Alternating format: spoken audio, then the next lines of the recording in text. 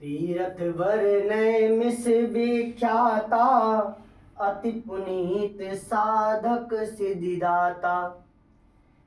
एकदा नैमिषारण्य ऋषिया सौनिकादया, प्रक्षुर मुनिया सर्वेषु तम पौराणिकम खलु। एक बार की बात है कि नैमिषारण्य तीर्थ में सौनिकादिक 88,000 ऋषियों ने पुराणवेत्ता श्री सूत जी महाराज से कहा कि हे सूत जी महाराज, कराल कलयुग निकट आ रहा है, धर्म की रक्षा कैसे होगी? ऐसा कोई उपाय कहिए जिससे प्राणियों का कल्याण हो।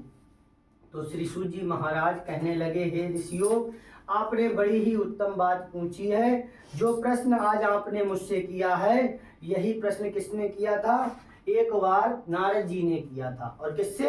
भगवान नारायण से कहा था। बोले, क्या प्रभु, विस्तार पूर्वक बतलाइए। तो श्री सूत जी महाराज कहने लगे, हे ऋषियों, सावधान होकर सुनिए। एक बार जो है, विविध लोकों में भ्रमण करते हुए देवर्षि नारद जो थे, श्री पृथ्वी लोक पर आए और यहाँ आकर देखते हैं कि प्राणी नाना प्रकार के क्लेशों से युक्त है। ऐसा देख करके बड़ा चिंतन करते हैं और उनके कल्याण के विषय में चिंतन करते हुए बीड़ा बजाते हुए हरि का नाम संकीर्तन करते हैं। क्या नारद जी कहते रहते हैं? श्रीमन नारायण नारायण नारायण, भजवन नारायण नारायण नारायण, श्रीमन नारायण नारायण नारायण, लक्ष्मी नारायण नारायण नारायण, भगवन नारायण नारायण नारायण। भगवान नारायण का नाम संकीर्तन करते हुए भगवान नारायण के धाम को जब गए, बाबा तुलसीदास लिखते हैं, एक बार कर तलवर बीणा, गावत हरि गुण परम प्रवीणा।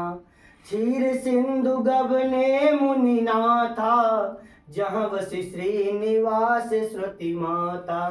हरसि मिले उठे रमा निकेता, बैठे आसन ऋषि समेता। भगवान नारायण को देखते हुए नारद जी ने प्रणाम किया। भगवान नारायण, जिनके हाथों में शंख चक्र गदा और पद्म तथा वनमाला से विभूषित हैं, भगवान नारायण को देखकर तुरंत ही देवर्षि नारद ने प्रणाम किया। भगवान नारायण कहने लगे, हे नारद, आपका आगमन यहाँ किस लिए हुआ है? तो नारद जी कहने लगे, प्रभु, आप तो सर्वज्ञ हैं, फिर भी आपने आदेश दिया है तो मैं उसका निर्वहन कर रहा हूँ। मैं इस समय पृथ्वी लोक से आया हूँ और वहां पर मैंने क्या देखा कि मृत्यु लोक के जन सकल हैं युत क्लेश अनंत, और के उपाय से मुक्त हूँ मोसो कऊ भगवंत। हे प्रभु, उनके उन प्राणियों के दुख कैसे दूर हों? कोई सरल सा उपाय हो तो अवश्य बताएं।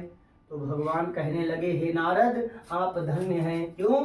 क्योंकि जिस प्रकार से तरोवर फल नहीं भकत हैं, नदी नाच वह नीर, और पर कारज के कारणे साधुन धरा शरीर। जिस प्रकार से वृक्ष अपना फल स्वयं नहीं ग्रहण करते, नदी स्वयं अपना जल नहीं पान करती, ठीक उसी प्रकार से साधु संत जो होते हैं वो जगत के कल्याण का चिंतन करते हैं।